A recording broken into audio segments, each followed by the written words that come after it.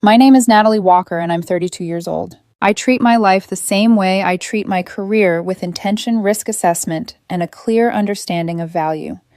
That mindset didn't make me cold. It made me stable. It put me in the top 1% for my age bracket without turning me into someone who needed to prove it. I drove a 4-year-old sedan. I wore unbranded clothes. I maxed out my retirement accounts and slept peacefully at night. Harold hated that about me. We had been together for 3 years. When we met, he was grounded ambitious in a quiet way. He worked in digital marketing, earned decent money, and we split our expenses based on income roughly 60-40. It felt fair. It felt adult. It felt like a partnership. But about a year ago, everything shifted. Harold decided he wanted more, not more stability, not more skill, but more visibility. He wanted to become a lifestyle creator. He quit his job with dramatic certainty and promised it would only be temporary. I believed him. I supported him. I loved him, and I could afford to carry us. That was my first mistake. I took over the full rent for our downtown apartment, the one he insisted we needed for the aesthetic. I absorbed the lease on his luxury SUV when he missed 2 payments. I paid for the dinners, the weekend trips, the clothes he needed for content. For 12 months, I was the sole provider. His contribution wasn't just zero, it was negative. Then came Lena. She was a consultant he met at a networking event, polished, flashy, loud. She wore designer heels, talked about abundance mindset, and posted stories from rented penthouses that weren't hers. Compared to her, I was suddenly boring, predictable, safe in the worst way. "Lena thinks you play it too safe," Harold said one night over dinner, scrolling his phone instead of looking at me. "She says you have a scarcity mindset." I remember pausing mid-bite, already sensing where this was going. "I'm not afraid of spending," I told him calmly. "I'm afraid of wasting." He rolled his eyes. And that was the moment I felt the respect begin to leak out, slow at first, then faster. Late nights, weekend trips I wasn't invited on because I'd kill the vibe, whispers, laughter, comparisons. I wasn't blind. I knew he was testing alternatives before cutting the cord. I just didn't know how cruel he'd be when he finally did. The breaking point came on a Tuesday. I remember that detail because Tuesdays were always the longest days at the firm. Back-to-back meetings. Clients who thought urgency was a personality trait.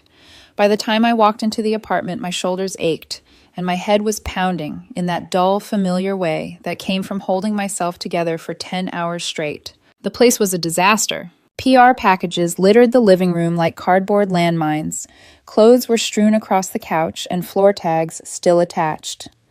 An open ring light stood in the corner like a silent witness to a life I was funding but no longer part of. Harold was on the balcony phone, pressed to his ear, laughing. Not just laughing that breathless, flirtatious laugh he used to save for me. The one that made his voice soften, his posture lean forward, his whole body tilt toward whoever was on the other end of the line. I stood there for a second, keys still in my hand. He turned, saw me, and the smile vanished instantly. Like someone had flipped a switch. "Oh, you're home early," he said, disappointment slipping through before he could stop it. "It's 7, I replied. "I'm actually late." He stepped inside, crossed his arms, and didn't apologize for the mess. Didn't ask about my day. Didn't even pretend. "We need to talk," he said. That sentence used to make my stomach drop. That night, it just made me tired. "Lena invited us to a gala in Miami this weekend," he continued, already pacing. "VIP tables, influencers, investors, the whole thing. It's huge for my brand. I need you to book the flights and the hotel. Mandarin Oriental. It'll be great exposure." I set my keys on the counter. "I'm not flying to Miami," I said evenly, "to watch you flirt with another woman who openly disrespects me.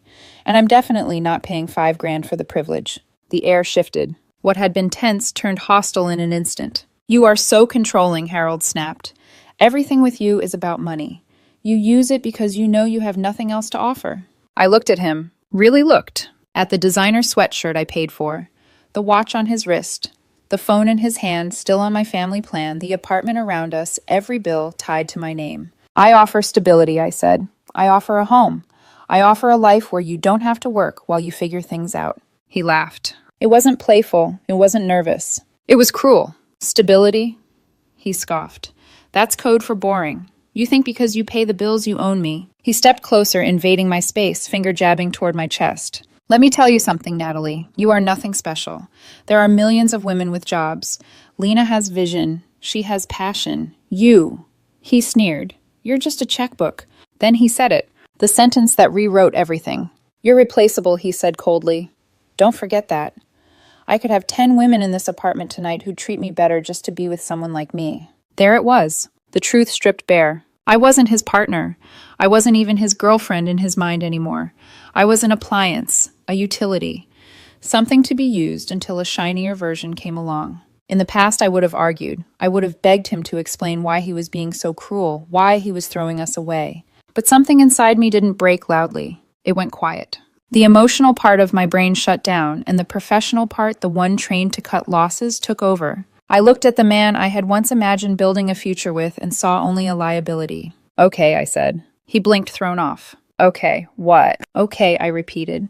"If I'm replaceable, then so is what I provide. That's how markets work. Supply and demand." He scoffed, already turning away. "God, you're so dramatic. I'm going to Lena's to prep for the trip. Don't wait up." He grabbed his bag, the designer one I'd bought him last Christmas, and slammed the door behind him so hard the framed photos on the wall rattled. He expected me to call, to apologize, to book the flights, to prove I wasn't cheap, boring, or afraid of losing him. He thought he had all the leverage. He was wrong. I wasn't afraid of losing Harold. I was done paying for him. That night I didn't sleep. I worked. At 8:00 a.m. Wednesday morning, I called my boss and took 2 personal days. She didn't ask questions. People in my position rarely get questioned when they ask for time. I ended the call, set my phone face down on the kitchen counter, and opened my laptop. The emotional part of me was still numb. That was good. Numbness meant clarity. I pulled up our financials like I was reviewing a failing account. Rent, utilities, car lease, insurance, credit cards, subscriptions. I created a checklist. It was time to divest. By 8:45, I was in the leasing office downstairs. Linda, the property manager, looked up and smiled when she saw me. I was the one who always paid early, the responsible one. "Hey, Natalie, everything okay?" she asked. "I need to terminate my lease," I said, not sitting down. Her fingers froze over the keyboard. "You know there's a penalty," she said carefully. 2 months' rent plus the break fee. That's just under $8,000. $8,000. Harold knew me. He knew I was frugal. He would never imagine I'd burn that kind of money just to make a point. But this wasn't about money anymore. "I'll write the check right now," I said. "I need the lease terminated, effective immediately. I'm vacating today." Linda nodded, slowly typing. "Since Harold is listed only as an occupant and you're the sole leaseholder, once the lease ends, legal occupancy ends as well. We'll issue a notice to vacate for any remaining property. 48 hours before the locks are changed." "Perfect," I said. "Do it." By 9:30, I was back upstairs. The apartment was empty of people, but heavy with his presence. His clothes, his equipment, his mess. I didn't touch any of it. That's what emotional people do, destroy. I wasn't emotional anymore. I packed only what was mine. My clothes, my documents, my laptop, my chargers, the framed photo of my grandmother that had somehow ended up behind a stack of PR boxes. 3 hours later, my life was gone from that space. The apartment looked strange when I finished. Full of clutter, but none of me. At 12:45 p.m., I walked down to the parking garage. His black luxury SUV sat in spot 4B, gleaming under fluorescent lights. The lease was in my name. The insurance was in my name. He was an authorized driver, nothing more. I unlocked it with the spare key in my pocket. The inside smelled like his cologne. And something else. Sweet, expensive, unfamiliar. Lena. There was a coffee cup and the holder lipstick smeared along the rim. My stomach tightened, but I forced the feeling down. This was business. I drove straight to the dealership. "I want to do an early turn-in," I told the confused sales manager. "You have 18 months left on this contract," he warned. "You'll take a hit." "I don't care." I signed the papers, paid the difference, watched them drive the SUV into the back lot like a recovered asset. By 2:00 p.m., I was sitting in the lobby of a downtown Marriott, my suitcase at my feet. I opened my banking app. Supplementary card ending in 581. Active. Status locked. Joint checking account funded entirely by me. I transferred every dollar back into my personal savings. Left the account open with a balance of 0. Then I did the most important thing. Contacts. Harold block caller. Instagram block user. TikTok block user. I deleted our photos. I didn't archive them. I erased them. I checked into my room, ordered a club sandwich, and sat by the window, overlooking the city. In 6 hours, I had become a ghost. No address he knew, no car, no money, no access. He thought I was replaceable. Fine. I removed myself from the equation. Now we'd see how the math worked out. Harold didn't notice right away. That part almost disappointed me. Wednesday passed, then Thursday. I assumed he was still riding the high, staying with Lena, telling her how he'd finally stood up to his controlling girlfriend. In his version of the story, I was probably crying into spreadsheets, waiting for him to come back so I could beg. Friday night arrived quietly. I was at the hotel bar downtown, sitting across from an old friend from grad school. We were halfway through catching up when my phone buzzed. Not a call, just a notification. Transaction declined. $487 at a steakhouse. Reason card locked by user. 2 minutes later, another decline. Then another. Then a failed Uber charge. I took a slow sip of my drink. Across the bar, my friend's phone started ringing. He frowned at the screen. Natalie, he said. Harold's calling me. I smiled. Put it on speaker. He hesitated, then answered. Thank God Harold's voice came through tight and panicked. The clatter of silverware and chatter of a crowded restaurant echoed behind him. Is Natalie with you? Her phone's going straight to voicemail. I haven't seen her, my friend lied smoothly. What's going on? There's something wrong with the bank, Harold snapped. I'm at dinner, and my card keeps declining. This is humiliating. Tell her to call the bank right now. She probably forgot to pay something. I leaned forward and whispered, hang up. My friend waited just long enough to let the silence stretch. Harold, he said calmly, Natalie doesn't forget things like that.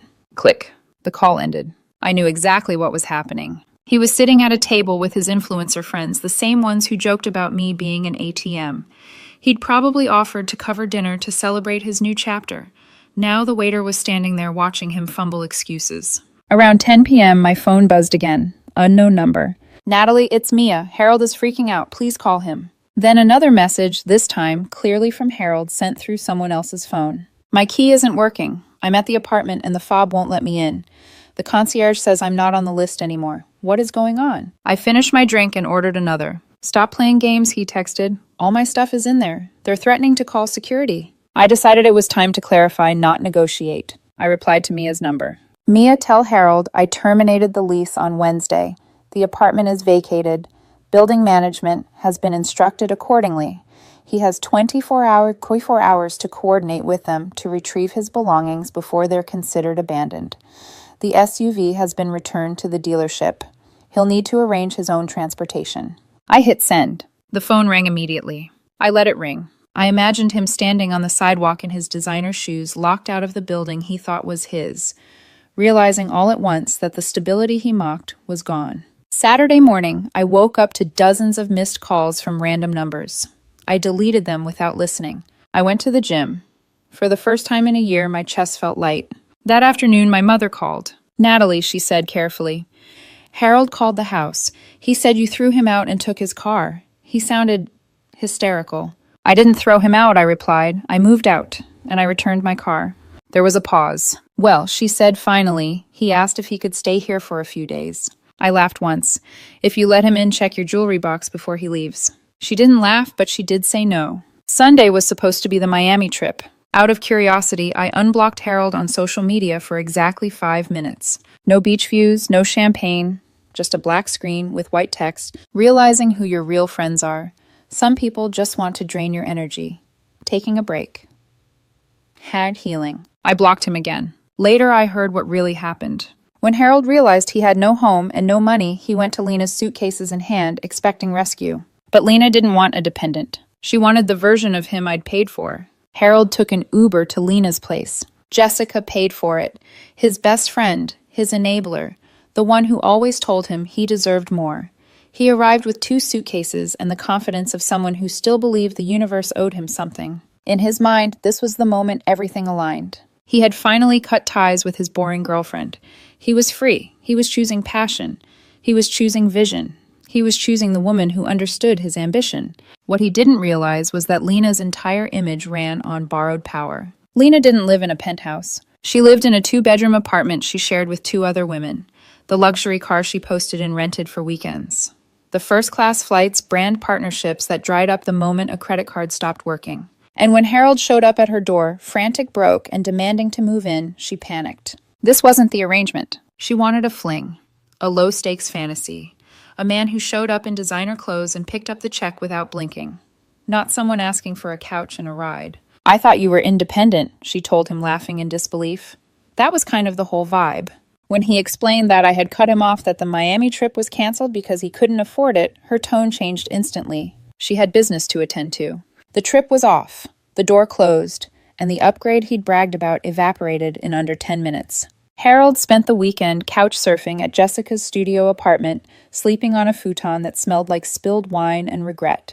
By Monday morning, reality hit. His phone bill was due. I'd canceled the family plan. His health insurance, I'd removed him as a dependent. Credit card minimums loomed with zero income to cover them. That evening, as I left my office building, I heard my name. Natalie. I stopped. Harold stood near a planter box across the street. He looked smaller. His posture was gone. His hair was unstyled. He was wearing sweatpants and a hoodie I recognized immediately. Mine. I can't believe you did this to me, he said, trying for anger, landing somewhere closer to desperation. You ruined everything. I didn't do anything to you, I replied calmly. I just stopped doing things for you. I'm homeless, he snapped. Lena turned out to be a fraud. She's a nobody. I raised an eyebrow. Wow. Guess she wasn't an upgrade after all. His voice cracked. I didn't mean what I said. I was stressed. We can fix this. I miss you. You don't miss me, I said. You miss the apartment. You miss the car. You miss the credit cards. That's not true, he sobbed. I love you. If you loved me, I said quietly, you wouldn't have told me I was replaceable. I checked my watch. I'm late. With who? He snapped, the old jealousy flashing. That's not your business. I stepped around him. He grabbed my arm. Please, he whispered. I have nowhere to go. Just let me stay with you. A few nights. I looked at his hand on my sleeve, then at his eyes. There was no remorse there. Only fear. You said you could replace me, I said softly. Why don't you try? I pulled my arm free and walked away. The city moved on without him. That was the part Harold hadn't anticipated. Weeks passed, then months. I didn't hear his voice again, not directly. Only fragments reached me, second-hand updates delivered by people who didn't realize how little I cared. He'd sold his camera equipment. He was working short-term gigs. He'd moved twice in 3 months. Meanwhile, my life got quieter. And in that quiet, I healed faster than I expected. One evening, about 4 months later, I was leaving my office after a late meeting. The air had that crisp edge that signals summer turning toward fall. I was halfway down the steps when I heard footsteps rushing behind me. Natalie, wait. I didn't turn right away. I already knew who it was. When I did, Harold was standing there, breathless eyes darting like he was afraid I'd vanish if he blinked. He looked older, not in years and wear. The confidence that once filled his shoulders was gone. I just want to talk, he said quickly. 5 minutes. You're standing in them, I replied. He swallowed. I messed up. That sentence used to carry weight. That night it sounded like an apology rehearsed in front of a mirror. I didn't appreciate you, he continued. I didn't see how much you did. I was insecure. Lena made me feel important. I never made you feel important, I asked calmly. He hesitated. That pause was everything. I'm working now, he said, grasping for relevance. I've got interviews lined up. I'm getting back on my feet. That's good, I said. You should. He stepped closer. I don't want to get back on my feet alone. There it was. Not us, not love, just fear of being unsupported. You know, I said quietly the night you told me I was replaceable, something ended. Not the relationship, my belief in it. I didn't mean it, he insisted. I was angry. Anger doesn't invent words, I said. It reveals priorities. His face crumpled. I need you. I shook my head. You need stability. I need respect. A black car pulled up to the curb behind me. My ride. Harold followed my gaze and stiffened. So there is someone else. Yes, I said. And he doesn't need me to fund his life to value me. The words landed harder than I expected. Harold stepped back like he'd been physically pushed. I hope you figure things out, I added. But you can't do it on my back. I got into the car. This time I did look back just once. He was still standing there, smaller than I remembered, finally understanding that the door hadn't closed in anger. It had closed in clarity. The next 6 months felt like compound interest. Without the constant drain, emotional and financial, everything in my life accelerated. I got a promotion at work that had been hovering just out of reach for over a year. Turns out when you're not spending energy compensating for someone else's chaos, your performance sharpens. I bought a small condo shortly after. Minimalist, clean, quiet, no echo of someone else's expectations. Every piece of furniture was chosen because I liked it, not because it photographed well. For the first time in a long while, my home felt like a place to rest, not a stage to maintain. And then there was Daniel. We met through mutual friends at a charity planning meeting. He worked in logistics, steady, unflashy, competent. On our first date, he insisted on splitting the bill without making a speech about it. I almost laughed out loud in relief. We took things slowly. One evening, several months later, Daniel and I attended a black tie charity event downtown. Crystal chandeliers, string quartet, the kind of night that used to make Harold feel important. I was standing at the bar when I noticed a server weaving through the crowd with a tray of champagne flutes. Her head was down. I recognized the posture before the face. When she looked up, our eyes met. Lena. She looked exhausted.